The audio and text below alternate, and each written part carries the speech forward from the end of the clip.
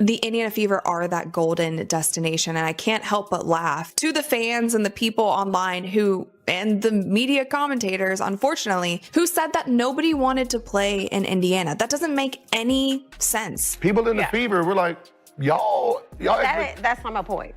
There's a lot of other shit going on that players are like, this ain't where I want to be. Over there. Yeah. Yeah. Some new shit going on around there. It's a lot. So you have players that are very significant on this Indiana Fever team that are like, I don't want to be here. This is where I want to be. She said that Kelsey Mitchell was actually the first person she hit up because they built a bond here, playing AU for the last 3 years. She said she heard some good things about Caitlin Clark from her Aces teammate. They said the Indiana Fever couldn't sign top free agents. They mocked the franchise for years, claiming no superstar would ever choose to lace up for a team that once struggled to keep fans engaged, let alone attract fresh talent. Certain commentators, Sheryl Swoopes being the loudest among them, bet the house on predictions of Indiana flopping in free agency. Yet here we are, mere months later, watching headlines explode with news of prize signings. If you believe the doubters, you're in for one eye-opening ride. It's almost comical now, remembering how confidently some people declared that the Fever locker room was an unwanted destination. But that story evaporated the moment multiple star players signed on the dotted line. In the past, Indiana was often overlooked, overshadowed by the bigger names in the league. Nobody gave them a second glance. Now, fans are doing double takes as the Fever shape up to become a serious contender, maybe even a championship threat. So how did this seismic shift happen? What forced the naysayers into silence? And why is Sheryl Swoopes nowhere to be found when people ask her to address Indiana's sudden success? Hold on tight, because the truth is a roller coaster ride of hype, controversy, and underdog ambition. Stick around to find out how Caitlin Clark and the rest of the Fever's new blood just might be rewriting the WNBA narrative faster than anyone expected. Before free agency even kicked off, certain figures in the basketball world were already penning Indiana's obituary. The loudest among them? Sheryl Swoopes. She's a legend, no doubt about that, but her recent string of critiques aimed at Caitlin Clark and the Fever painted a gloomy picture. Swoopes took to various platforms, from podcasts to social media snippets, to warn that no serious player would want to join a roster plagued by what she described as questionable leadership and deep-rooted problems. To hear her tell it, the franchise was steeped in chaos. Her words carried weight because she's not just any commentator. She's a Hall of Famer who changed the game in her own right. Fans and media outlets alike treated her statements as near gospel. As her takes circulated, a wave of public opinion swung against Indiana, with people echoing the same refrain. If Sheryl Swoopes says it's bad, it must be really bad. The alleged issues ranged from an unhealthy locker room culture to friction between the coaching staff and certain players. Every rumor magnified the narrative that the Fever were simply not a desirable destination. But beneath those dire warnings lay a puzzling contradiction. Even as Swoopes cast doubt on Indiana's culture, they boasted a core that included electrifying young talents like Caitlin Clark and Aya Boston, plus a proven scorer in Kelsey Mitchell. Clark, in particular, was shattering rookie records, lighting up the scoreboard, and attracting massive crowds. Despite that, critics still fixated on the notion that free agents would avoid Indiana at all costs. Some in the media tried to push back, questioning whether Swoopes' opinions were fueled by personal bias or outdated intel. After all, organizations evolve, and the Fever were actively working on a massive facilities upgrade. Yet Swoopes remained steadfast, propping up her narrative with anecdotal references to unnamed players who allegedly wanted out. The basketball world braced itself for a humiliating offseason in Indiana, one in which the Fever would fail to recruit and might even lose key players.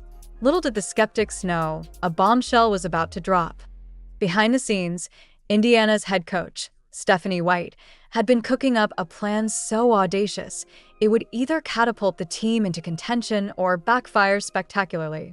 She refused to settle for the slow and steady rebuild that so many WNBA franchises cling to.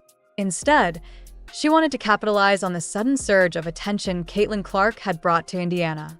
From local endorsements to network TV coverage, Clark was boosting the Fever's profile in ways no one could have predicted a year prior. Stephanie White saw the opening and pounced.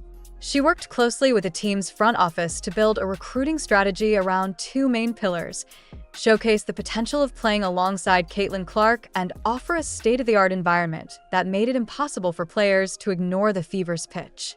They also doubled down on marketing efforts, pushing the narrative that Indiana wasn't just a basketball team. It was a cultural shift in the making. Brand new facilities worth upwards of $80 million served as a beacon for anyone skeptical about the franchise's commitment to winning. But White didn't stop at glossy sales pitches. She and her staff scouted relentlessly, making personal phone calls to free agents and meticulously presenting how each player's skill set would fit into the Fever's evolving system. This wasn't a half-baked approach. Every move was purposeful, every conversation laser-focused on how to transform Indiana's fortunes. Critics who'd once shrugged off the Fever started to take notice when bits of their plan leaked. After all, an $80 million facility upgrade isn't just for show. It signals deep-pocketed support from ownership, a willingness to invest in top-tier medical resources, strength training, and media outreach. In a league where players are often promised improvements only to see them fizzle, the Fever were different. They were actually delivering. By the time free agency officially opened, Stephanie White and the front office had everything lined up: money to spend, an alluring narrative about joining Caitlin Clark, and a brand new facility to seal the deal. Then came the signings that shook the WNBA. The first domino to fall was Natasha Howard, a defensive phenom renowned for her shot blocking, athleticism, and championship pedigree. Howard could have gone to any number of contenders. Yet, instead of picking a safe, established franchise, she chose Indiana. This single move was a powerful refutation of the "nobody wants to go there" narrative. Howard publicly praised Indiana's revamped approach, mentioning how excited she was to join a system that valued her two-way game and gave her a chance to be a foundational piece of something special. No sooner had the buzz around Howard subsided than news broke of Dana Bonner signing on. A Swiss Army knife of a player, Bonner is known for scoring in bunches, playing gritty defense, and bringing veteran leadership to the locker room. The idea that someone of her caliber, an all-star with championship experience, would elect to wear a Fever jersey left many fans and doubters in disbelief. Bonner confirmed the news on social media, expressing genuine excitement about reuniting with old friends and forging new bonds with the likes of Caitlin Clark. To top it off, she posted a pointed tweet that seemed aimed at critics. Sometimes you find a team that's building something real, and you don't hesitate. But the Fever weren't finished. Sophie Cunningham was next, bringing her infamous trash-talking flair and lethal shooting. Her willingness to mix it up on defense made her a coveted free agent, and she happily admitted she was intrigued by Indiana's rising profile. One moment, Sheryl Swoopes had been proclaiming that top-tier free agents would run away from the Fever. The very next, Indiana was assembling a dream team of personalities who gravitated toward a fresh, ambitious environment. Finally, Sydney Colson, best friend to none other than A'ja Wilson, opted to leave a comfortable situation in Las Vegas to be part of the Fever's revival. Colson's arrival put an exclamation point on this string of signings because it demonstrated that even the personal ties to a reigning championship squad weren't enough to outweigh the promise of something extraordinary brewing in Indiana. The once-dismissed franchise had become a magnet, pulling in players from every corner of the league with an appeal that transcended mere financial considerations. Beneath these high-profile acquisitions lies one central thread: Caitlin Clark. Rarely does a player in her first year turn an entire organization's fortunes around, yet Clark managed to do exactly that. Even during her rookie campaign, she put up performances that bordered on the surreal 30-point nights, triple-doubles, logo-range threes that left defenders shell-shocked. Statistically, she rivaled or surpassed established stars. Culturally, she drew a wave of fans who had never before tuned in to a WNBA game. It was the perfect storm. Early in the year, Sheryl Swoopes, among others, tried to temper the hype by claiming it would take years for Clark to dominate. The truth? By mid-season, she was already top 3 in MVP chatter, regularly outdueling seasoned pros. Analysts started to question if Clark might be the biggest single-year draw in WNBA history, referencing record-setting viewership numbers whenever she stepped on the court. Social media pages dedicated to the league exploded with new followers, many of them openly admitting they'd come for Caitlin Clark. From the viewpoint of free agents, the appeal was obvious. Who wouldn't want to share the court with a transcendent talent who doesn't just score but also dishes out pinpoint passes and attracts nationwide attention? Playing alongside Clark could elevate a veteran's brand, boost a role player's stats, and generate a synergy that turns average teams into contenders. It was more than just being on a hot team. It was about stepping into the gravitational field of a young superstar who is reshaping the league's image. But Clark isn't simply a marketing machine. Teammates rave about her leadership qualities, her willingness to embrace intense practices, and her ability to make everyone around her better. She's the kind of player who holds herself accountable first, which fosters a locker room environment where veterans and rookies alike can coexist. For a league often overshadowed by other sports, Clark's presence is a beacon, and Indiana is basking in the glow. As the Fever stockpiled talent, the rest of the WNBA reeled in response. In Las Vegas, the reigning champs grappled with the loss of Sydney Colson, a vital piece of locker room chemistry who also happens to be A'ja Wilson's best friend. Even though Colson's departure alone might not sink a franchise, it symbolized a broader issue. The once comfortable aces aren't automatically the top choice for every free agent. That cracks open the door for other teams to compete more aggressively. Meanwhile, Chicago has been dealing with its own turmoil, losing core players without a clear blueprint to replace their output. The Connecticut Sun, who flirted with championship contention for multiple seasons, now face the possibility of a full-scale rebuild after a series of underwhelming playoff performances and high-profile departures. Fans and analysts alike are asking the same question: has the balance of power shifted so decisively that Indiana might soon rule the league? This notion would have sounded absurd a year ago, but the WNBA has always been a place where momentum can flip quickly. The emergence of generational talents like Caitlin Clark, Angel Reese, and others has sped up that process. Social media platforms are flooded with hot takes suggesting that while the Aces and Liberty once seemed destined for a finals clash, the Fever may crash that party sooner than expected. Overnight, Indiana went from a footnote to a force that other teams must plan around. For many, the biggest shock isn't just the star power the Fever acquired. It's that they managed to do so quietly, with none of the flashy preludes or drawn-out negotiations that typically mark a super team in the making. When the news dropped, fans had to scramble to keep track of each new arrival. One day, it was Natasha Howard. The next day, it was Dana Bonner. Then Sophie Cunningham, followed by Sydney Colson. It's the kind of off-season blitz that dramatically resets expectations and might well reset the championship chase. Plenty of hype centers on the Fever's new signings, but it's crucial to remember they already had a budding core. Aya Boston brings a post presence rarely seen in a league full of undersized bigs.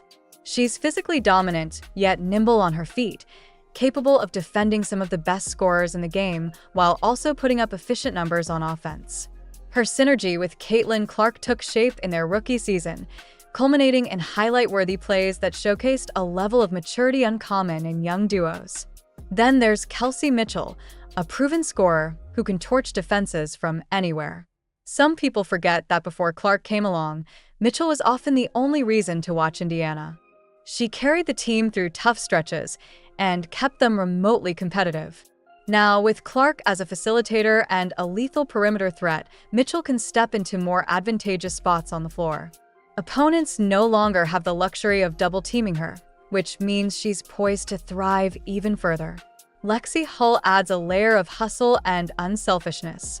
She's the glue player who does the dirty work, diving for loose balls, setting hard screens, knocking down timely threes, and locking down opponents on defense.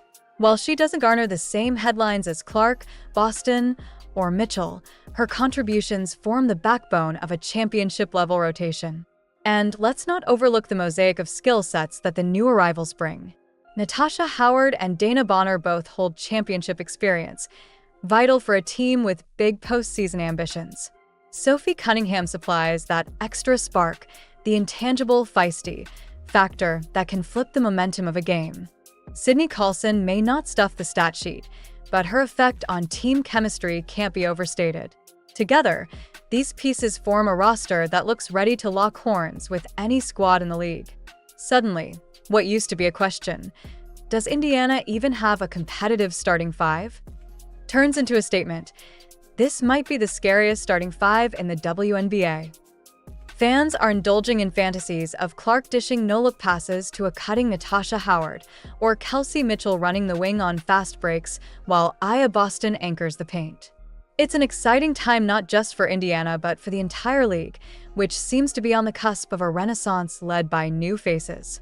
While the Fever celebrate one high-profile signing after another, one voice has grown noticeably quieter, Sheryl Swoopes. Earlier, she confidently declared that Indiana was an afterthought, somewhere players might go out of desperation, not choice. She painted a picture of a battered locker room, a star rookie who wouldn't live up to the hype, and a revolving door of disgruntled veterans.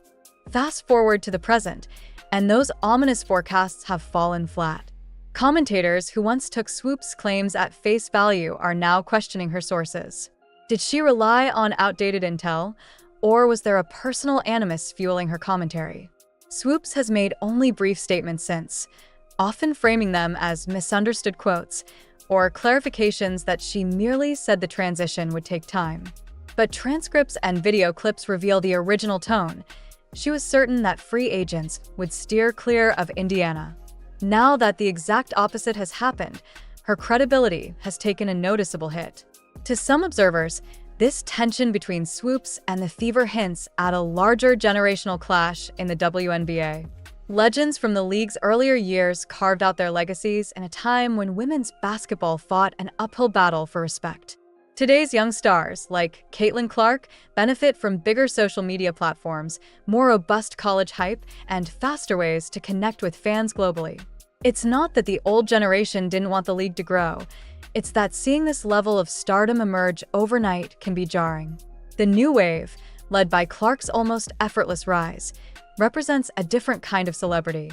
Still, it's impossible to deny Clark's impact. Swoopes can discount certain narratives all she wants, but the bottom line is this. Players are choosing to team up with Clark, not run away from her.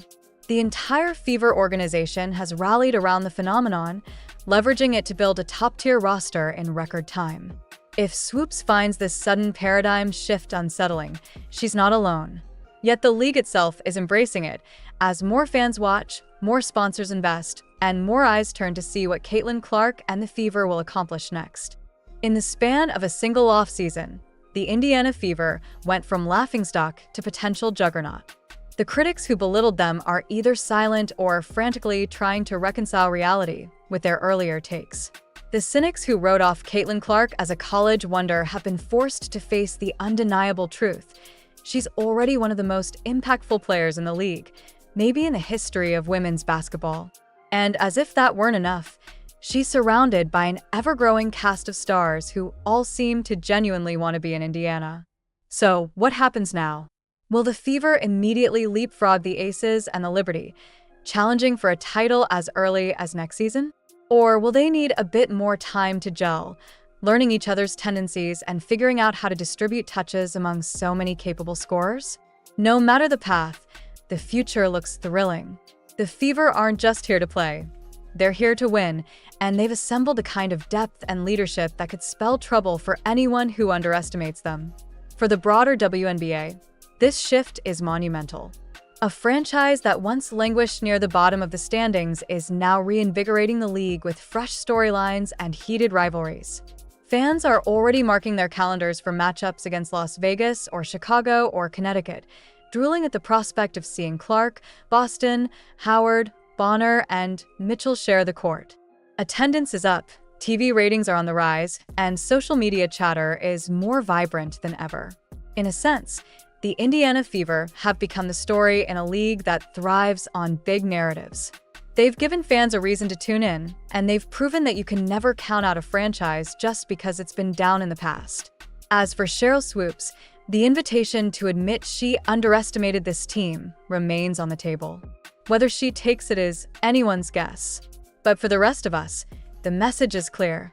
The WNBA has a new powerhouse, and it's wearing red, gold, and navy. Keep watching because this journey is just beginning, and if the Fever keep building momentum, it might be downright unstoppable. Do you think the Fever will reign supreme in the near future? Drop your thoughts in the comments. Make sure you're subscribed and hit that notification bell so you never miss another major development. One thing's for sure, the Caitlin Clark era is here, and the Indiana Fever are done waiting in the shadows. Stay tuned, because tomorrow's headlines might be even more jaw-dropping than today's. This is the motion that the Indiana Fever / Caitlin Clark have. Angel Reese is fuming again, and this time, it's about how her team, the Chicago Sky, threw her under the bus and utterly ignored her. Why are only Caitlin Clark games moving to the United Center? She asked reporters, clearly puzzled by why her own team doesn't get the same star treatment. But let's be real. Angel may not like the answer, but it's pretty simple. People are showing up in droves for Caitlin, not her. And that's the kind of truth that hits harder than a blocked layup. My goodness. America's team versus the team who has the person who is the scourge of society. Oh, God. Oh, man. Quote, they watch for me, too. Barbie night? Which one is Barbie night? You got to think one of the two is going to be Barbie night, right? Look at this. Laughing my ass off. Caitlin is really giving every single team a fundraising game. I am weak. My GOAT is simply different. The CC hype is real. Is this the Caitlin or Angel effect? Stop it. Caitlin Clark effect. GOAT. Let's go see what the Fever fans got to say. I mean, seriously, the Angel Reese effect. Sarcasm. Every venue CC plays in, the Caitlin Clark effect. Like, I'm surprised we're not playing at the United Center. I thought that would have been really good for the game and really good for all the women's basketball fans in Chicago. So maybe there's a conflict of some sort that I don't know about. Obviously, that's a little above my pay grade. But we're excited, you know. One game at a time. Have you ever witnessed a moment in sports when everything changes overnight, when crowd sizes double, rivalries intensify, and entire franchises reevaluate their strategies? In the WNBA, something like this is happening right now, and it revolves around two rookies whose names have dominated headlines, fan forums, and social media feeds: Angel Reese and Caitlin Clark. On the surface, these two athletes both entered the league with enormous hype, each boasting impressive college resumes, legions of loyal fans, and star-quality presence. Yet if you've followed recent announcements, you'll notice a trend that casts them in very different lights.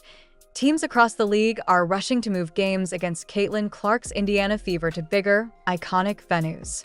Meanwhile, Angel Reese, who also joined the Chicago Sky with high expectations, finds herself stuck in the smaller Wintrust Arena and wondering why she's not getting the same red carpet treatment. In other words, the WNBA is at a crossroads. On one side, you have a rookie who seems to ignite entire cities simply by stepping on the court. On the other, you have an outspoken, charismatic star who believes she's just as big a draw, yet, somehow, her games remain in mid-sized arenas. Tempers are flaring, fans are debating, and front offices are making big money moves. If you've been curious about why the Chicago Sky suddenly decided to host only 2 of their home games, both against the Fever, at the massive United Center, or why Angel Reese is calling out her own team for ignoring her, buckle up. This story goes beyond personal rivalries. It's about money, identity, and the shaping of women's basketball's future, maybe even its survival. Let's explore this saga piece by piece, starting with the surprising venue shifts that many believe reveal the WNBA's new direction. The first shockwave that rocked the league came when the Chicago Sky announced they were moving 2 upcoming home games from their usual Wintrust Arena to the iconic United Center. For context, Wintrust Arena, while modern and comfortable, tops out at around 10,000 seats on a good night. By contrast, the United Center can comfortably fit 21,000 screaming fans, potentially more if you factor in standing room-only sections. That's more than double the capacity, an enormous leap for any professional team, especially for just 2 regular season matchups.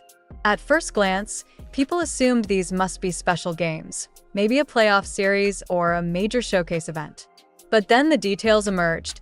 Both games are against the Indiana Fever, a team that has historically struggled to contend in the upper echelons of the WNBA. It didn't take long for fans and analysts to realize what, or rather, who, was driving the sudden shift. Caitlin Clark, the Fever's electrifying rookie guard who has been drawing unprecedented crowds wherever she goes. The front office tried to frame it in various ways. Statements mentioned wanting to reward fan passion and bring the best basketball experience to the biggest stage. But it's hard to ignore the straightforward economic logic. The demand for Caitlin's games is off the charts. Ticket lines that might ordinarily snake around the block for a playoff game are showing up for a regular season match simply because Clark is on the roster. If you're the Sky's management, you can almost see the dollar signs floating above the seats. Every new seat filled is extra revenue, everything from ticket sales to concessions to merchandise. Still, not everyone was cheering. Fans loyal to Angel Reese, the Sky's own rookie star, openly questioned the decision. The subtext was clear. Is this a sign that the team values Clark more than their very own rookie? Why didn't they ever move venues for Angel's biggest games? The frustration only grew when Reese herself told reporters she was shocked and disappointed that her strong performances and media presence didn't trigger a similar move. She even suggested the organization ignored her potential to draw a huge audience. And while some of that frustration may sound like sour grapes, you can't entirely blame her for feeling slighted.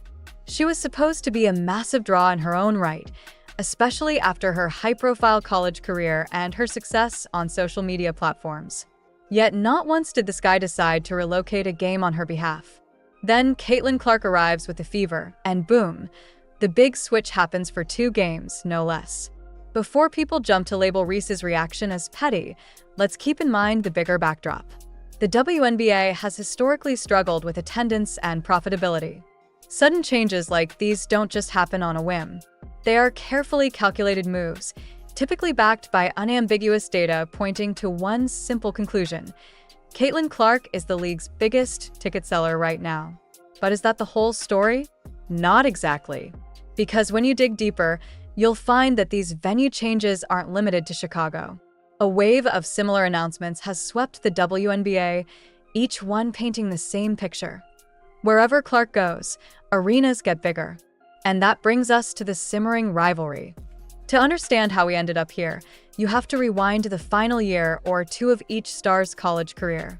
Angel Reese captivated audiences with her commanding presence in the paint, her fierce rebounding skills, and her unapologetically flashy persona. She didn't just play basketball, she performed it. Social media ate it up.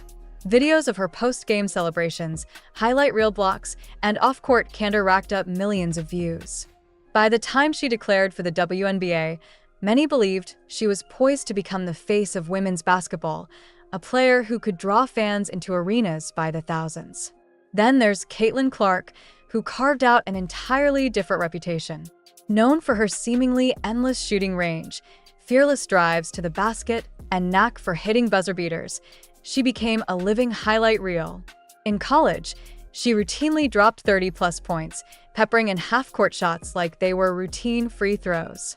Online clips of her stepbacks and pinpoint dimes went viral for a different reason. They showcased raw skill that felt generational. The widespread sentiment was, you have to see her play in person. Even the ways they approached fame diverged. Angel embraced the spotlight on social media, launching collaborations, doing TikTok dances, and regularly engaging with fans. She projected a people's champion vibe, making it clear she enjoyed the attention and wanted more of it. Caitlin, on the other hand, stayed comparatively low-key in personal branding, letting her on-court exploits do most of the talking. Sure, she appeared in commercials and social media posts, but her central narrative was about competition, not celebrity. By the time both landed in the WNBA, it was inevitable they'd be compared, pitted against each other, and scrutinized for every move. Reporters framed them as the 2 rising superstars. Fans argued online about who was better. Entire podcasts popped up analyzing their potential impact on the league. Some folks saw it as a blessing, two young stars forging the next era of women's basketball. Yet the numbers ended up telling a more lopsided story.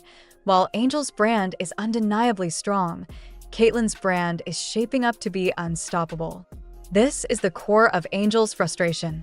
If you believe you're equally valuable and you see another rookie commanding all the big stage events, you're bound to question whether you're being overlooked or whether the hype you built up might have been overstated.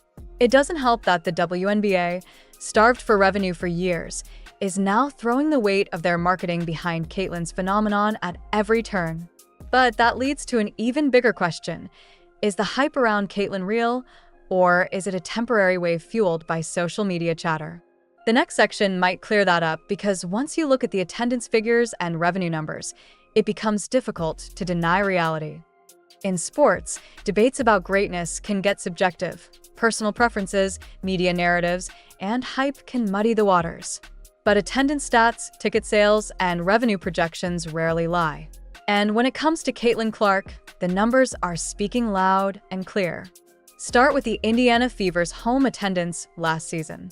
They didn't just set a franchise record. They demolished the previous league-wide record by 36%, bringing in crowds that hadn't been seen since the early 2000s. They had multiple nights where they hit over 20,000 fans, a benchmark that used to be rare even for top-tier NBA events. Some described it as a mini-cultural phenomenon, with families, college students, and even casual sports fans flocking to see Clark launch her gravity-defying shots. But the Fever's home attendance wasn't the only story. On the road, Caitlyn continued to drive sellouts and standing-room-only scenarios. Opposing teams realized that whenever Indiana rolled into town, they could count on a significant bump in sales. Lines snaked around the block. Merchandise with Clark's name on it sold out before tip-off. Concession stands reported record-breaking earnings. For franchises struggling to stay in the black, it was like discovering a gold mine in their backyard. How does Angel Reese's impact stack up? By most accounts, it's respectable, but not revolutionary. Chicago's usual attendance hovered around 8,000 to 9,000 fans for regular season games where Angel suited up. Wintrust Arena, which holds about 10,000, still had empty seats on some nights. Even if Reese's presence led to a minor uptick in ticket sales, it never reached the point where Chicago had to panic and say, "We don't have enough room." Now, consider the estimated windfall of moving even 2 games to the United Center. Analysts suggest that the Sky will rake in an extra $4 million from those matchups alone. That sum includes ticket revenue, parking fees, food and beverage, and the all-important merchandise sales that skyrocket when a star like Caitlyn is in the building. When you've got an opportunity to make that kind of money in just a couple of games, it's nearly impossible for executives to ignore. Angel might argue that this is favoritism, but the counterargument is simple: it's supply and demand. If the demand for your presence isn't high enough to justify doubling the arena size, it's a tough sell for any organization to take on the extra logistical costs and risks. The WNBA is still a business, and businesses follow the money. And here's the kicker: these attendance gains haven't slowed. Season ticket packages for the Fever are reportedly selling out at record rates, and many of Clark's away games are expected to reach near-capacity crowds. Teams like the Washington Mystics and Connecticut Sun followed Chicago's lead, relocating their Fever home matchups to larger arenas, including Boston's TD Garden for the Sun and Baltimore's CFG Bank Arena for the Mystics. Each instance underscores the same phenomenon. Clark is the golden ticket. But how does this tidal wave of attention affect the fans themselves? Are they relishing the show, or resenting what they see as undue hype for one rookie? Let's dive into the online discourse and public sentiment swirling around these monumental changes. Log onto Twitter, Instagram, or Reddit, and you'll see a kaleidoscope of opinions that range from reverential admiration to biting sarcasm. On the one hand, Caitlyn Clark loyalists are doubling down on the notion that she's single-handedly lifting women's basketball to new heights. They post endless clips of her signature step-back jumper, accompanied by captions like, "Queen of the Court," or "Can't wait to see her break more records." They see these massive venue changes as proof that the WNBA finally has its generational superstar. On the flip side, Angel Reese's supporters aren't staying silent. They question why the league never offered similar opportunities to their favorite star, especially when she was lauded as a top prospect during her college career. They ask whether there might be biases at play, be they cultural, regional, or even deeper subjects like race or style of play. While these topics can get heated and complicated, many fans feel there's an undercurrent that the league and sponsors prefer Clark's approach, both on and off the court. Then there are the more nuanced takes. Some fans acknowledge that Caitlin Clark is undeniably a draw, but argue that other players, including Angel, deserve more credit for the league's recent surge in popularity. They point out that Angel's presence, her flair, and her active social media following also introduced many new viewers to women's basketball. One viral comment summed it up: "Caitlin is filling arenas, but let's not pretend Angel isn't pulling in her own crowd." The gap isn't as gigantic as the media wants you to believe. But every time critics try to push back, the raw data, like attendance figures, viewership stats, and skyrocketing merchandise sales, hits them right between the eyes. It's difficult to claim a pure media narrative when you've got entire front offices deciding to book bigger venues, just for one player's arrival. The tension is also compounded by the personalities of Angel and Caitlin themselves. Angel is outspoken, unafraid to call out perceived slights, and direct about wanting to be recognized for her impact. Caitlin is comparatively reserved and rarely addresses the controversies head-on, often deflecting praise by talking about her team's performance rather than her own. This difference in communication styles fuels fans' online arguments, with each side accusing the other of having an inferiority complex or too much arrogance. In the end, it's not just about which player is better. It's also about how fan cultures and brand building are evolving in women's basketball. Some fans love the drama. It energizes the league, sparks debates, and keeps the WNBA trending on social media in a way it never has before. Others worry it might overshadow the actual game and create resentment among players who feel overshadowed by the Caitlin Clark show. So, what does the league itself think of all this chatter?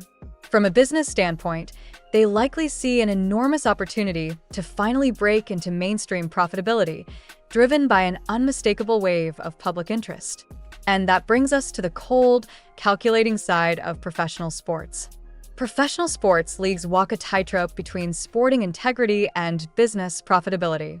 On paper, everything is supposed to be about fair competition, athletic excellence, and fans' love for the game. Behind the scenes, though, it boils down to revenue streams, sponsorship deals, and TV contracts. If a particular player or matchup can generate a spike in all three, you'd better believe league executives will capitalize on it fast. For years, the WNBA has existed under the shadow of financial constraints, lesser-known marketing campaigns, and tepid mainstream coverage. Teams often operate with smaller budgets, occasionally leading to limited flights, subpar facilities, or compromised practice conditions. Recently, we've seen incremental improvements and expansions, but the league has struggled to match the explosive growth seen in other women's sports segments, such as women's soccer. Then, along comes Caitlin Clark, who seems to be a one-woman solution to a multitude of these financial challenges. Ticket revenues are surging, new sponsors are inking deals, and local businesses near the arenas are enjoying an influx of customers on game nights. The league's front office can pitch new TV deals using metrics that show exponential growth in live attendance, streaming numbers, and social media engagement, all driven by Clark's name recognition. So, from a purely business standpoint, focusing on Clark is the logical move. That might seem harsh or unfair if you're in Angel Reese's camp or a fan of another emerging star. But sports history is littered with examples of leagues hitching their wagon to a transcendent talent. Think Michael Jordan for the NBA in the late 1980s and 1990s, or Tiger Woods for the PGA Tour. When you've got a potential generational phenom on your hands, you push that storyline because it draws in viewers, sponsors, and brand deals that can uplift everyone's paycheck. However, there's a flip side to be wary of. Over-reliance on a single star can be risky. What happens if Clark gets injured, or her performance dips significantly? Does the WNBA have enough momentum to sustain its newly discovered audience? Are other players like Angel Reese, Aaliyah Boston, and Aya Wilson being developed and marketed in a way that ensures the league can survive any dips in Clark's trajectory? The WNBA's leadership likely understands these risks. Still, the current moment is golden. Viewership is climbing, social media impressions are off the charts, and sponsors are paying attention like never before. The front offices of individual teams, therefore, act in their best interests. If moving 2 games to a bigger arena can produce millions in additional revenue, expecting them not to do it would be like telling a restaurant owner to refuse a dinner rush. Meanwhile, Angel Reese's frustration grows. She's openly voiced her displeasure, claiming her own team should see her as a similar draw, or at least support her in marketing endeavors that could boost attendance. But the question remains, is Angel's claim backed by tangible numbers, or is it more about perceived stature? Which leads us to her personal response and what she can do to turn the narrative around. When news broke that the Chicago Sky would only move games against the Indiana Fever to the United Center, Angel Reese didn't hide her emotions. She used words like ignored, disrespected, and undervalued in brief media scrums, making it clear she believed the organization was selling her short. Her argument? She's not just a sidekick or a second-tier star. She's an integral part of the league's growth, too. Fans of Reese point to her dynamic presence on social media. Her TikTok videos alone garner millions of views, and her previous high-profile college stints. They argue that if given the right platform and marketing push, Angel could bring just as many fans through the turnstiles. Their stance is that the franchise isn't investing enough resources in showcasing her personality and skill set, thereby creating a self-fulfilling prophecy where she remains overshadowed. What can Angel do to tip the scales in her favor? Sports analysts suggest a few avenues. Elevate her on-court performance. While Angel is unquestionably talented, if she starts posting consistently dominant numbers, like racking up 25 points and 15 rebounds per game, or developing a reliable jump shot that forces defenders to play her differently, she might become an undeniable headline. Performance always talks the loudest. Embrace rivalries on the court. Instead of shying away from comparisons to Caitlyn, Angel could lean into them during games. If they end up facing each other more frequently, with high-stakes matchups that highlight their contrasting styles, she can drive storylines that make fans excited to witness Reese versus Clark, not just Clark alone. Strategic marketing collaborations. Ree might partner with major brands, philanthropic initiatives, or local businesses that amplify her name in Chicago and beyond. If every sports bar, billboard, or local radio station is talking about her, the fan engagement might start approaching Clark levels. Shift the narrative. There's a difference between complaining about not getting the spotlight and actively creating one's own. If Angel channels her frustration into a positive storyline, like working extra hours in the gym or mentoring younger players, fans could rally behind her underdog narrative, boosting her popularity organically. Of course, none of these steps guarantee an immediate leap to 21,000-seat arenas, but they might lay the groundwork for future seasons. Sometimes star power needs time to mature. Not every legendary player starts by selling out arenas in their rookie season. Critically, Angel must also be wary of alienating potential fans. When you publicly criticize your own team's decisions, you run the risk of appearing entitled or lacking team spirit. Some fans might interpret her words as whining rather than constructive self-advocacy. Striking the right balance between confidence and collaboration is crucial. It remains to be seen if the Sky will reconsider and move one of Angel's marquee matchups, perhaps against a well-known rival, to the United Center next season. That decision would likely hinge on tangible evidence that a Reese-led event could fill the seats. Until then, she finds herself in a tough spot, seemingly overshadowed by the unstoppable wave known as the Caitlyn Clark effect. The immediate drama might center on Reese and Clark, but the implications stretch far beyond two rookies. The entire WNBA stands on the cusp of a potential renaissance, one fueled by social media virality, generational talents, and a fan base that We've got WNBA teams all over the league now, officially having scheduling conflicts. Now, in case you're wondering, well, wouldn't they know about scheduling conflicts long prior to setting their schedules and this and that and the other? Well, of course they would, right?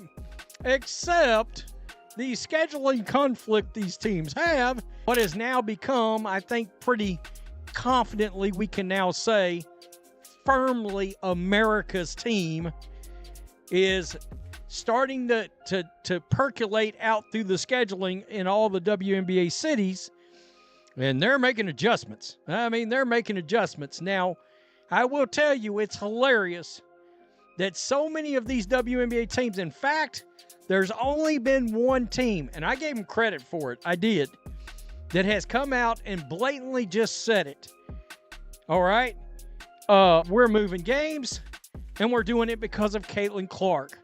The WNBA is experiencing something it has never faced before, a single rookie commanding so much attention that entire games are being uprooted and relocated. It's not just about selling an extra batch of tickets. Entire arenas are being swapped out for bigger ones, stadiums that can fit thousands more people, all because of one name.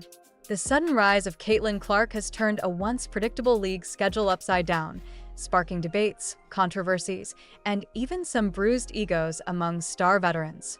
How did we reach this point, and why is this development so important for the league's future? The seeds of this frenzy were planted long before Clark even took the court as a professional. Fans watched her light up the NCAA ranks, dropping staggering performances and pulling off jaw-dropping shots that left entire arenas in awe. When the Indiana Fever drafted her first overall, everyone expected she'd make waves. But nobody quite anticipated the scale of her impact. Now, entire franchises are rushing to move her games into NBA arenas that can seat 2 or 3 times the crowds, and tickets for these matches are selling at rates previously unimaginable for women's basketball. Amid this rush to accommodate Clark's legion of supporters, veteran WNBA stars, such as A.A. Wilson, reportedly feel sidelined, their long-term contributions overshadowed by the fresh excitement of a newcomer. For fans of the league, it's a dream come true to see this level of attention and hype. For the players who've toiled in half-empty gyms, it's a sign that maybe, finally, the WNBA is garnering mainstream respect and financial backing. Yet for others, there's an uncomfortable sense that the league is putting too many of its eggs in one basket. The question echoes in locker rooms and front offices alike. Is this a sign of the league growing up, or has it gone too far by granting a rookie privileges that veterans rarely got? By the end of the story, you might find yourself torn. Is it good business for the WNBA to ride the wave of Clark's unprecedented fame, or does it risk alienating the very people who've been building this league for years? One thing is certain, there's no going back. The league is at a crossroads where tradition meets transformation, and we're about to explore the twists and turns of how a single player has managed to rattle an entire system. Get ready for the inside story behind the big venue switches, the locker room tensions, and the business decisions that could redefine women's basketball for years to come. It all begins with Caitlin Clark's electrifying stint in college basketball. Even before she turned pro, her name was on the lips of basketball fans everywhere. She was a standout performer at the University of Iowa, consistently wowing spectators with long-range shooting, pinpoint passes, and a flair that made every game feel like an event. Her highlight reels became social media gold, shared thousands of times by fans, sports analysts, and even celebrities. As the chatter grew louder, a new narrative emerged. Could she be the one to finally launch the WNBA into the broader cultural spotlight? When the Indiana Fever selected Clark with the first overall pick, interest in the WNBA spiked overnight. Ticket sales for Fever games rose dramatically, and anticipation for her professional debut turned into national news. Merchandise bearing Clark's name sold out in hours, setting records for the fastest-selling jersey in WNBA history. Meanwhile, social media platforms were flooded with posts comparing her to some of the NBA's biggest sharpshooters. It was as if every conversation about women's basketball suddenly hinged on Clark, her style, her stats, and her potential to rewrite the record books. On the court, Clark wasted little time proving she belonged. In her first few outings, she showcased the same fearlessness and court vision that captivated audiences at the collegiate level. Fans crammed into smaller WNBA arenas to see if the hype was real. Soon, it became apparent that the demand to watch Clark wasn't just big, it was bigger than many facilities could handle. When her first few road games sold out, ticket scalpers made a killing reselling seats at prices that had never been seen before for a WNBA match. Sports reporters began covering Fever games on primetime segments, a rarity for women's hoops. The ripple effects were immediate and overwhelming. What truly set Clark apart, beyond her raw skill, was her dynamic presence. Off the court, she came across as humble and team-oriented, always quick to credit her teammates and coaching staff. Yet there was an undeniable spark in her media interviews that suggested she was ready for this moment, never shying away from the spotlight. Broadcasters frequently noted how comfortably she navigated interviews, press conferences, and social media interactions, an essential trait in today's sports environment, where marketability often hinges on an athlete's public persona. But success breeds complications. The fever-pitch demand for Clark's appearances didn't just impact Indiana's home games. Each WNBA city on the schedule braced itself for the influx of fans wanting to witness her in action, often overwhelming ticket portals in mere hours. Suddenly, the league that once struggled to fill seats found itself grappling with a very different problem. How do you accommodate a wave of new spectators that threatens to burst the capacity of existing arenas? This level of attention wasn't universally celebrated. While team owners and executives saw dollar signs, some skeptics wondered if this was just a temporary flash in the pan. After all, women's basketball has seen star players before. Legends like Diana Taurasi, Sue Bird, and Candace Parker often carried the league on their shoulders. Yet none had prompted multiple venue overhauls within their first season. Was it purely talent driving Clark's popularity, or had the perfect storm of social media, collegiate hype, and public appetite for a new face in sports converged at just the right time? Regardless, there was no questioning her status as the WNBA's newest, and perhaps biggest, draw. And as the crowds continued to swell, the conversation turned to whether new measures were needed to host this phenomenon. That's when the phone calls began from general managers and league officials, calls that would lead to the surprising venue shakeups. The first major clue that the WNBA was on the brink of something extraordinary came when the Phoenix Mercury announced they were relocating a home game against the Indiana Fever. Initially slated for the Footprint Center, they decided instead to move the match to the significantly larger Desert Financial Arena at Arizona State University. That switch came as a shock because these adjustments aren't trivial. Renting out a bigger arena means different scheduling logistics, higher operating costs, and a slew of fresh marketing challenges. Still, the Mercury's front office deemed the risk worthwhile. The match was nearly sold out weeks in advance. It didn't take long for other franchises to follow suit. Almost like dominoes toppling one after another, new announcements poured in. The Los Angeles Sparks shifted a match from the Walter Pyramid to the much larger Crypto.com Arena, and soon after, the Dallas Wings declared their intention to host an upcoming Fever game at the NBA's American Airlines Center. Each of these venues more than doubled or tripled the capacity of the original WNBA arenas, pushing potential attendance into five-figure territory, unheard of for a typical regular season game in women's basketball. What might have started as a single experiment to test whether a bigger venue could actually fill those extra seats quickly evolved into a blueprint for a new normal. Overnight, it became apparent that whenever the Fever, led by Clark, came to town, local organizations wanted to maximize their ticket revenue. In some cities, the surge in demand was so intense that even the upgraded venues faced potential sellouts. Scalpers had a field day, and some fans complained about skyrocketing secondary market prices. This used to be the sort of chaos reserved for marquee NBA playoffs, not a WNBA midseason fixture on a Tuesday night. Predictably, these sudden venue changes introduced complications. For players on the Wings, Mercury, or Sparks, the shift meant practicing in unfamiliar settings and coordinating with the new arena staff to figure out locker room assignments, floor layouts, and even how the lighting would affect their shooting. Some players grumbled that these changes disrupted their rhythm and routine, factors that often matter in tight schedules. Coaches had to adapt scouting reports that took into account the visual depth perception differences of a larger arena. If you've ever played basketball, you know how crucial it is to get a feel for the backdrop behind the basket. In the WNBA, those details become magnified under high-stakes conditions. Fans, too, found themselves in a whirlwind. Season ticket holders sometimes discovered their usual seats either didn't exist in the new venue's format or were relocated to spots they hadn't chosen. Some were thrilled to see the league they love getting an upgrade, while others felt inconvenienced by the logistical scramble. Social media was ablaze with commentary, praise for the WNBA's growth, criticism for last-minute changes, and memes about how Clark was snatching up entire arenas.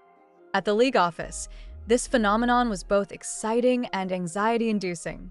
On one hand, Commissioner Kathy Angel-Burt relished the headlines heralding the WNBA's newfound popularity. The league had been longing for mainstream relevance, and here it was front and center. But the breakneck pace of these changes raised questions about long-term strategy. Could the league keep up this momentum? Or was it setting itself up for logistical nightmares, disappointed fans, and potential conflicts with established players who felt overshadowed? This was the moment the WNBA had wished for over 2 decades, a tangible swell of public interest that could translate into bigger revenues, stronger sponsorship deals, and more consistent media coverage.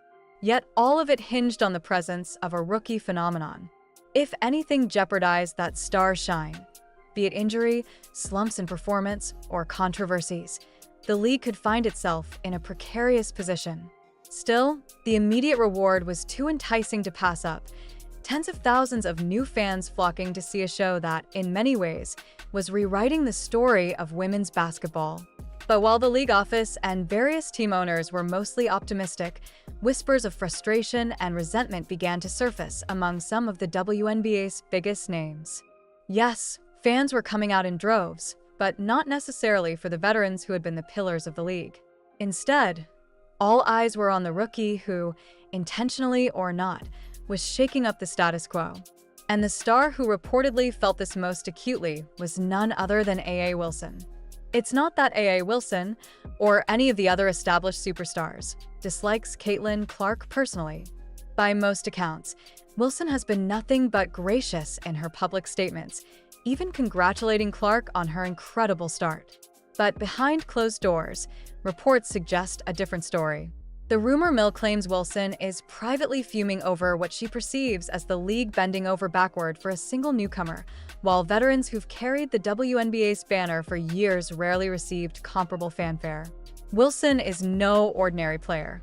She's a multiple-time MVP, a gold medalist on the international stage, and a champion who has helped elevate the profile of women's basketball to new heights.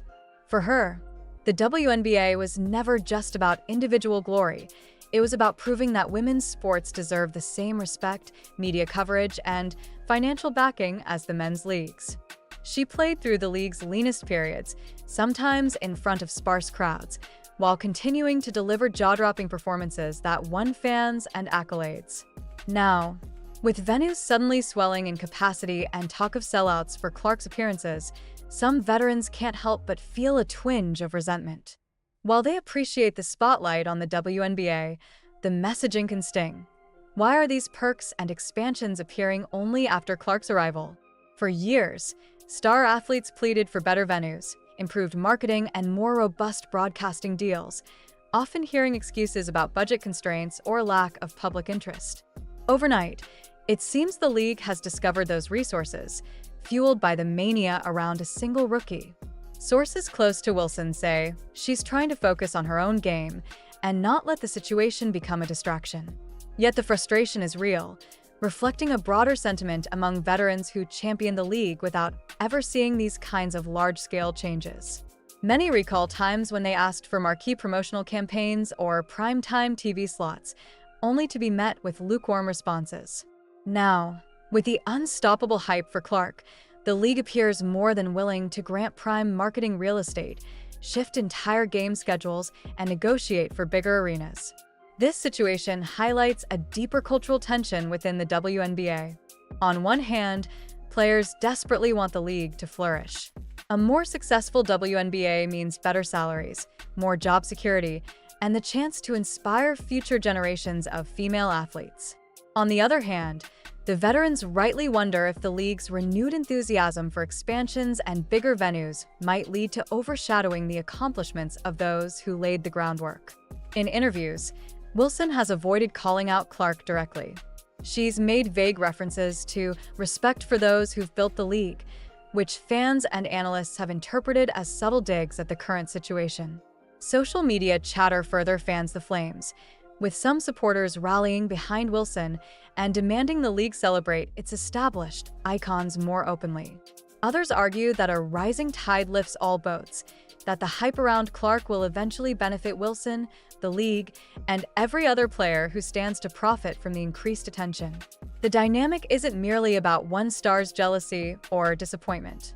It taps into a long-standing debate about how leagues, sponsors, and media outlets allocate resources. When a fresh face arrives with mass market appeal, it can spark an influx of revenue that was never before available.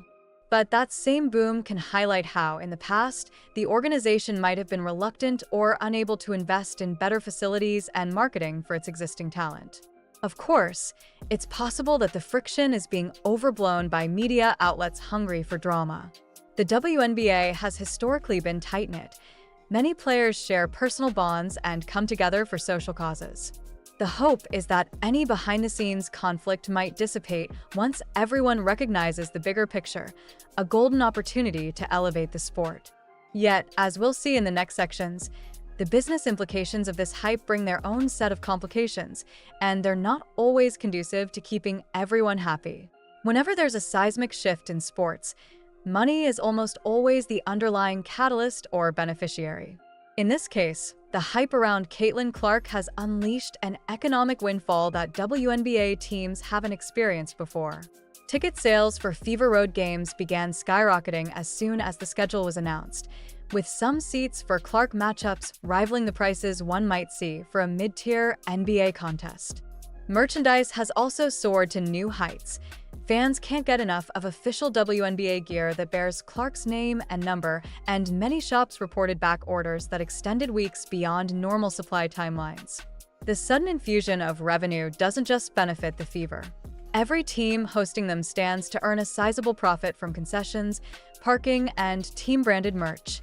For years, some franchises operated on razor-thin margins, relying on NBA ownership or outside sponsorships to remain viable. Now, they're witnessing a phenomenon akin to a gold rush. The question becomes, how do we maximize these gains without pushing away longtime supporters or overshadowing other marketable stars? Sponsors have taken notice. Corporations that previously viewed the WNBA as a smaller investment opportunity now see it as a prime space to reach a rapidly expanding audience. Some companies, realizing the potential for bigger crowds and more media coverage, have negotiated multi-year contracts that center around high-profile games, particularly those featuring Clark. This uptick in sponsorship funds could translate into better player salaries, improved training facilities, and enhanced marketing budgets for the entire league. But there's a flip side. If the league becomes overly reliant on one player's popularity, a downturn in her performance or an unfortunate injury could stifle the momentum. The league office, led by Commissioner Kathy Angelbert, is well aware of this. Publicly, they celebrate how these new deals and larger venues represent a watershed moment. Privately, sources indicate they're concerned about how to distribute these newfound resources fairly. If the league channels too much attention and money toward boosting Clark's brand, it risks alienating the other athletes who've also grown the WNBA. Yet if it downplays Clark's star power, they might lose out on a once-in-a-generation chance to catapult the league into the mainstream consciousness. Television networks and streaming platforms have also jumped on the bandwagon. Demand for broadcasting Fever games soared after Clark's early success became national news.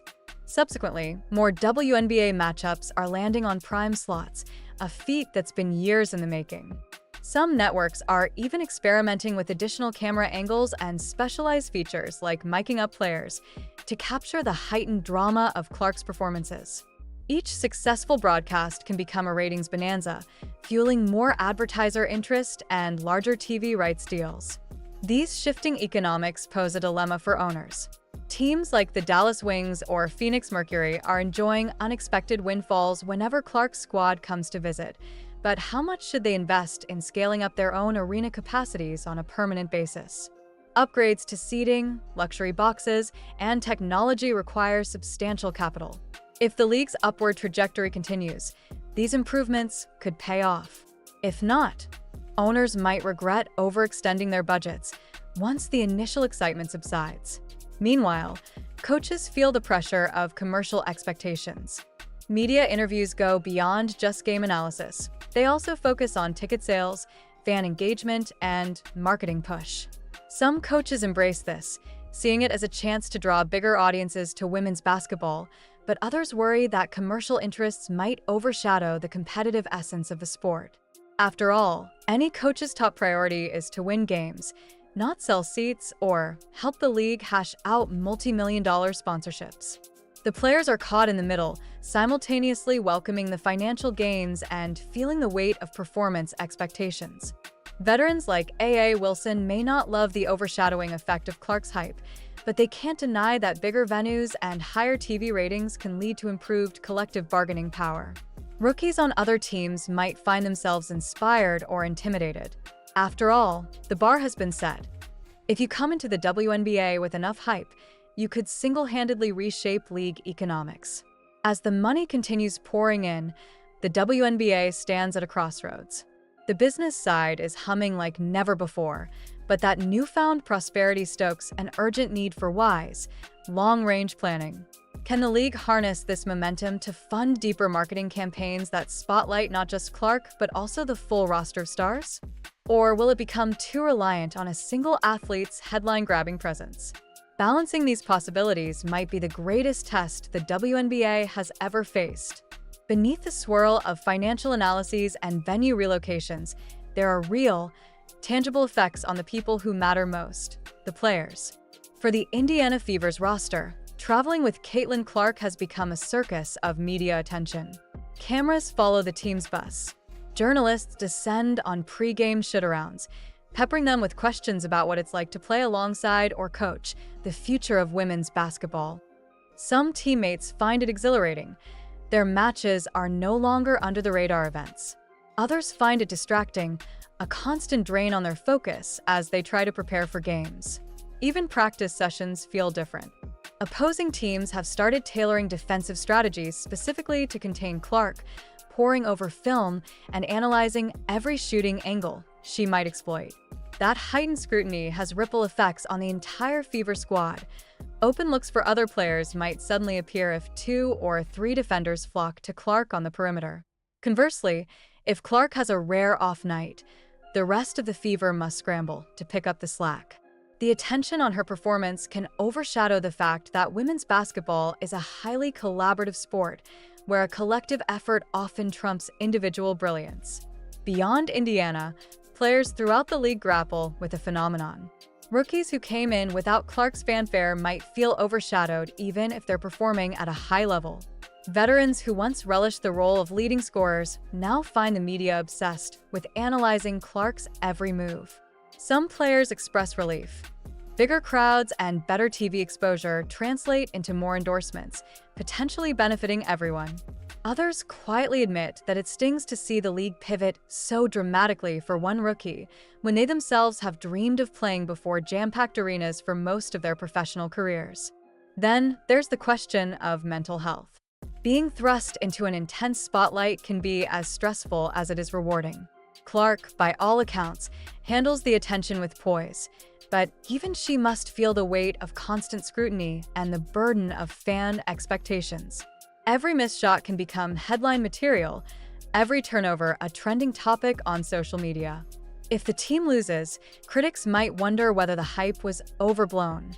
If the team wins, they might say it's only because of Clark, neglecting the contributions of an entire roster. Veterans like A.A. Wilson, who's made no secret about her passion for the league, might find themselves in an awkward position. On one hand, Wilson can capitalize on these bigger arenas to showcase her own dominance. On the other, she may resent the idea that fans are coming primarily to see someone else.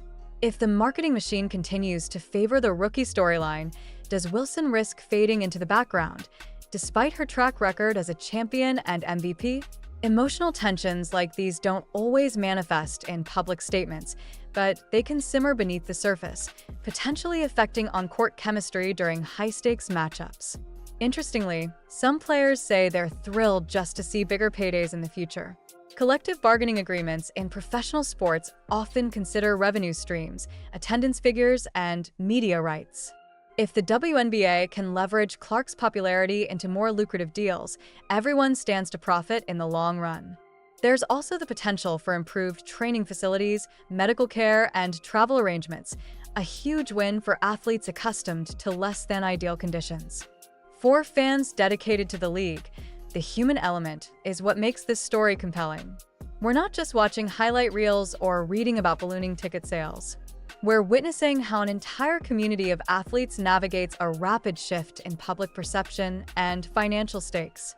Newcomers may see it as an invitation to step up and carve out their own brand identities, while veterans might ride the wave or resist it. Either way, the league's social fabric is changing, and the emotional journey of each player adds layers of drama to every game night. And this is just the beginning. The flurry of venue changes, the financial gold rush, and the star-centric focus on Clark all point to a league in flux. Which begs the question, where does this all lead? Could we soon see WNBA teams regularly playing in NBA arenas? Will the euphoria last? Or will it fizzle if the league can't sustain the narrative? These are the questions swirling as we look toward the WNBA's future. The most obvious near-term possibility is that more franchises will proactively schedule high-profile games in larger NBA arenas. If the American Airlines Center sells out for a regular season matchup, you can bet other owners will take notice. Why keep capping attendance in smaller college venues or secondary arenas when you can bring in triple the crowd at a bigger facility? A successful transition to these larger spaces could mark a permanent shift in how the WNBA is presented, potentially matching the environment of its male counterpart in terms of scale, even if it's just for marquee games at first. Such an evolution demands new levels of corporate sponsorship and marketing campaigns. If the league proves it can consistently draw five-figure attendance numbers, sponsors will likely invest with greater confidence. We might see more creative partnerships, from major beverage companies to tech giants looking to tap into an energized fan base. This could also pave the way for advanced broadcast technologies, like augmented reality replays or next-level analytics shared live with viewers, concepts often tested in bigger leagues that have the resources to innovate. Another critical aspect is how the WNBA manages its star narratives going forward. If the league learns to market multiple players effectively, Clark being the biggest current draw, but by no means the only one, it could elevate the entire brand of women's basketball. Imagine a scenario where each major city boasts its own must-see star, drawing local fans and national attention, much like the NBA's system of superstar rivalries. This approach would require strategic coordination, promotional blitzes that highlight not just Clark, but also legends like Wilson, budding talents, and lesser-known players whose stories could resonate with fans if properly told. Youth development programs might also receive a boost. If the WNBA can harness the momentum around Clark's popularity, it could funnel more resources into grassroots basketball for girls, providing better coaching, facilities, and exposure. Eventually, that investment feeds back into the league when these young players become draft prospects. The cycle of talent development becomes more robust, yielding a deeper pool of skilled athletes who can carry the league's banner into the future. However, there are risks. If the league becomes too heavily invested in Clark's persona, if everything from marketing to venue choices revolves solely around her, the WNBA could find itself in a precarious position should her performance dip or if she faces a significant injury. It's one thing to ride a wave of hype. It's another to allow an entire enterprise to hinge on a single player. Smart organizations spread the risk by developing multiple stars and building a brand identity that can withstand the ebb and flow of individual careers. The WNBA's relationship with the NBA might also shift. For years, the men's league has provided financial and marketing support, but sometimes overshadowed the women's side by sheer scale. If the WNBA's revenue streams surge and attendance holds steady, We could see a realignment in how resources are allocated. Eventually, the WNBA might demand more independence, a bigger share of revenue, or even structural changes to further professionalize and expand the league. These shifts could lead to new ownership models, more intense negotiations over TV rights, and possibly fresh expansion teams in cities hungry for women's basketball. On the cultural front, the arrival of more young fans, especially girls who see Clark as a role model, could reshape the fan experience. This next generation of supporters might engage with the WNBA through TikTok highlights, YouTube streams, and interactive online communities. If harnessed effectively, the league could capitalize on this digital native audience to expand its reach globally, turning local hype into international fascination. Still, the path forward will likely be rocky at times. Controversies about revenue sharing, potential divisions among players, and the ongoing quest to balance hype with respect for veterans won't vanish overnight. Yet, in the grand scheme, these are the good problems that come with explosive growth. In a sense, they're the kind of problems the WNBA has always wanted. Debates about how best to handle a surge of attention and resources, rather than how to draw an audience in the first place. The real deciding factor will be whether the league's key players, both on the court and in the front office, can unify around a long-term vision. If they can, this could be a watershed moment, not just for the WNBA, but for the broader landscape of women's sports. The short history of professional women's basketball is filled with teams folding, players seeking more lucrative overseas contracts, and the league fighting for mainstream relevance. Now, there's an unprecedented chance to flip that script. When historians look back at this chapter of the WNBA, they might point to Caitlin Clark as the catalyst who transformed the league's destiny. The scramble to find bigger arenas, the rush of sponsors ready to invest, and the worldwide buzz around her name have all amplified the conversation about women's basketball to a level many once believed was out of reach.